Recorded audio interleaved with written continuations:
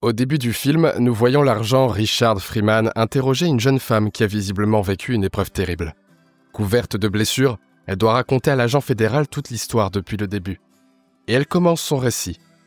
Une soirée ordinaire dans l'une des villes de l'État de Floride. Sa mère, Alma, rentrait chez elle après son service du soir au restaurant. Aujourd'hui, c'est son anniversaire, et Rose la félicite avant de partir aussitôt pour son service de nuit à la réception d'un hôtel. Mais dès demain, les attendent de longues vacances tant espérées. Le matin, elle charge les valises dans la voiture et se prépare à partir pour la côte, ce que Rose fait sans grand enthousiasme. La voiture ne démarre pas du premier coup, et la jeune fille y voit un mauvais présage. Sa mère la rassure, affirmant que ce n'est rien, et parvient tout de même à mettre le moteur en marche. Elles ont devant elles quelques jours sur le yacht du nouveau compagnon d'Alma, et ce sera une aventure inoubliable. Mais Rose n'aime pas cet homme ni tout ce projet.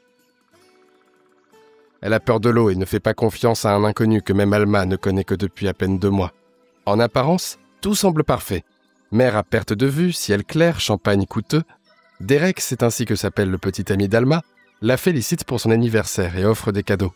Un t-shirt pour elle, un couteau pour Rose. Alma est ravie. Elle souffle les bougies et savoure la possibilité de se détendre au milieu de l'océan. La vie avec Rose est difficile et elles doivent beaucoup travailler pour que la jeune fille puisse entrer à l'université. Soudain, sans voir un obstacle, la femme se cogne la tête et tombe accidentellement à l'eau. Mais Derek la repêche rapidement. Rose aperçoit au loin un nuage d'orage, ce qui l'effraie. Mais le capitaine du yacht n'y voit aucun danger dans cette petite tempête et poursuit la navigation. La nuit, Rose dort mal, perturbée par les bruits de la mer et les grincements du bateau. Envahie par l'inquiétude et de mauvais pressentiments, au matin, sa mère lui demande pardon de ne pas avoir pu lui offrir plus dans la vie. Mais Rose lui répond qu'elle est la meilleure maman du monde. Elle trouve un fusil à bord et demande à Derek de la laisser tirer. La jeune fille se débrouille très bien. Pendant que les adultes s'amusent, elle boit du whisky à même la bouteille et s'endort dans sa cabine. Tard dans la soirée, des hommes amarrent un bateau au yacht. Ils exigent que leur homme leur remette quelque chose et, n'obtenant pas ce qu'ils veulent, tuent Derek et la mère de Rose. Avant de mourir, la mère supplie à voix basse sa fille de se cacher. En partant, les bandits incendient le yacht. La jeune fille éteint le feu avec un extincteur et regarde avec tristesse le corps sans vie de sa mère. Au matin, elle se sent très mal. Mais il n'y a même plus d'eau à bord.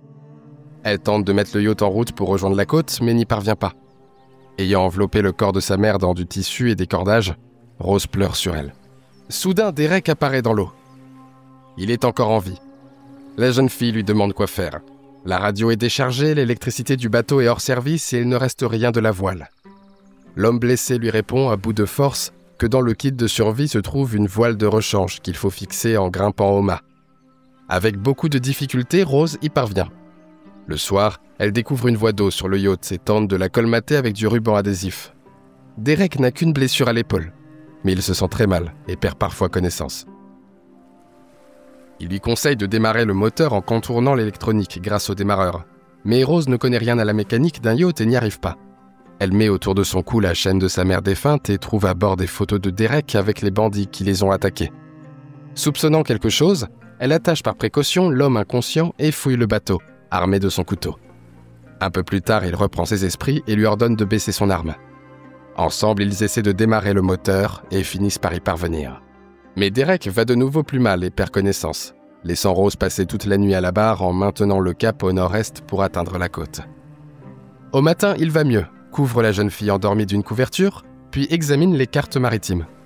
Il raconte à Rose qu'il connaissait sa mère depuis très longtemps, mais qu'elle refusait toujours de répondre à ses avances. D'ailleurs, cette chaîne que sa fille porte, c'est lui qui la lui avait offerte. Le soir, ils observent les constellations pour essayer de déterminer leur route. Soudain, Derek s'emporte, crie et se met en rage parce qu'ils se sont trompés de direction. Ils sont emportés droit vers l'océan Atlantique, ce qui selon lui est très mauvaise nouvelle. Il affirme qu'il est désormais impossible de changer de cap. Le matin, Rose aperçoit une terre au loin. Ils jettent l'ancre près de la côte et prennent le canot pour rejoindre la rive. Ne sachant pas nager, Rose perd sa rame et tombe à l'eau en essayant de la récupérer. Elle n'arrive pas à ouvrir son gilet de sauvetage, et Derek, blessé, plonge pour la sauver. Il lui fait du bouche à bouche, et Rose reprend connaissance. Les voilà sur une île tropicale qui pourrait bien être inhabitée ou peuplée de sauvages. Après un court sommeil, Rose constate que Derek n'est plus là et part à sa recherche. Elle le trouve bientôt dans une grotte avec une cascade où coule de l'eau potable. Elle lui demande quel est leur plan, mais il ne répond rien, puis déclare qu'ils doivent retourner sur le yacht avant la nuit et repartir. Apparemment, l'île est inhabitée et rester ici ne leur apportera rien. Finalement, ils passent la nuit sur la plage car un petit orage les empêche de rejoindre le bateau. Près du feu de camp nocturne, les voyageurs, malgré eux, discutent et se racontent leur vie. Le père de Rose est mort alors qu'elle était encore très petite. Elle sait qu'il était un bon soldat. Il s'est engagé pour mettre de l'argent de côté afin que sa fille puisse aller à l'université, mais il a sauté sur une mine en Irak. On n'a même pas pu enterrer son corps. Quant à Derek, sa femme l'a quitté après qu'il ait servi 10 ans comme policier sans rien obtenir d'autre que des dettes. Il s'est aigri contre le monde entier et est devenu un flic pourri. À la première occasion de gagner beaucoup d'argent, il s'est associé à des bandits et a quitté la police. Mais rapidement, il a trahi ses nouveaux complices en s'appropriant une partie du butin. Rose jure de tuer le capitaine, chef de ces voyous qui a abattu sa mère. Derek lui dit que pour cela, elle devra devenir une autre personne, ne ressentir pas la moindre peur. Soudain, la jeune fille aperçoit chez lui une balise radio qui envoie un signal SOS. Mais pourquoi ne l'a-t-il pas utilisée? Maintenant que les cartes sont sur table, Derek avoue que dès le départ, il n'avait pas l'intention de construire une relation sérieuse avec Alma, qu'il voulait simplement une compagne pour se divertir pendant sa cavale. Et puisque maintenant elle n'est plus là, il compte utiliser Rose à la place de sa mère, puis la tuer. Elle en sait beaucoup trop.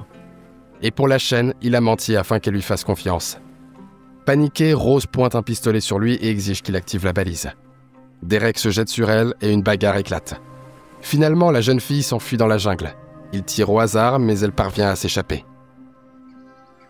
À l'aube, l'homme reprend la poursuite, tire à nouveau et la blesse à la jambe. Soudain, il glisse d'une falaise et tombe, mais sans se tuer.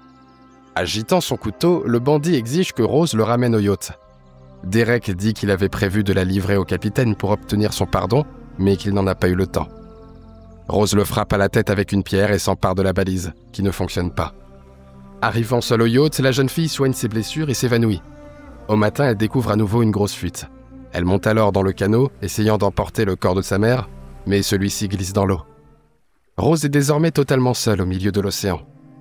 Au loin, un navire apparaît, mais même avec une fusée de détresse, elle ne parvient pas à attirer l'attention de l'équipage. La nuit, Rose voit les lumières d'un bateau qui s'approche. Ce sont les mêmes bandits qui les avaient attaqués. Sans issue, elle est capturée et conduite à bord. Le chef d'équipe ordonne qu'on la nourrisse. Pendant le repas, elle voit une fille visiblement sous l'emprise de drogue.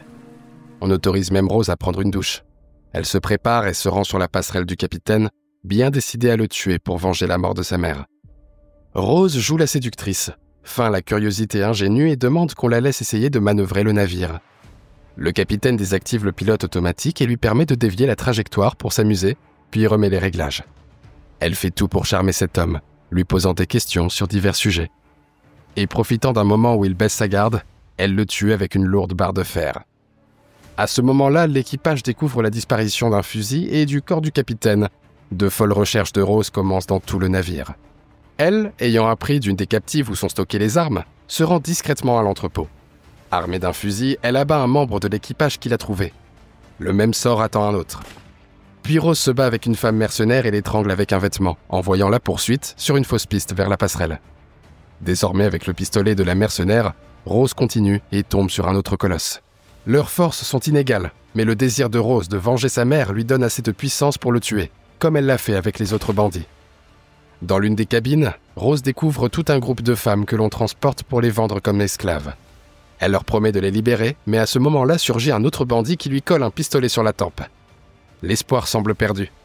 Cependant, la première fille qu'elle avait rencontrée ici intervient soudain, frappant l'agresseur à l'arrière de la tête.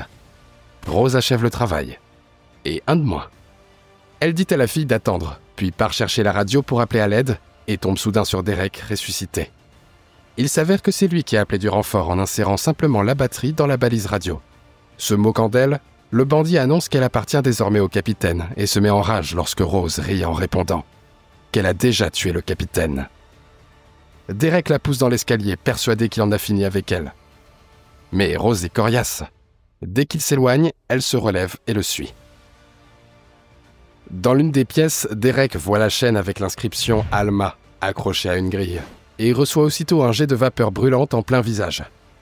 Rose se jette sur lui et lui enfonce un couteau dans la poitrine, le même qu'il lui avait offert. L'une des captives la réconforte et l'emmène sur le pont où se tiennent toutes les femmes libérées. L'enquêteur qui menait l'interrogatoire reste légèrement déconcerté par le récit de la survivante et promet de la raccompagner chez elle. Mais elle répond qu'elle n'a plus rien. Il lui rétorque qu'elle a un avenir, pour lequel elle s'est battue si longtemps, et que ce n'est déjà pas rien. Le film se termine ici. Merci à tous d'avoir regardé cette vidéo jusqu'au bout. Mettez un like à cette vidéo et écrivez en commentaire ce que vous pensez de ce film. Et à bientôt pour de nouvelles vidéos.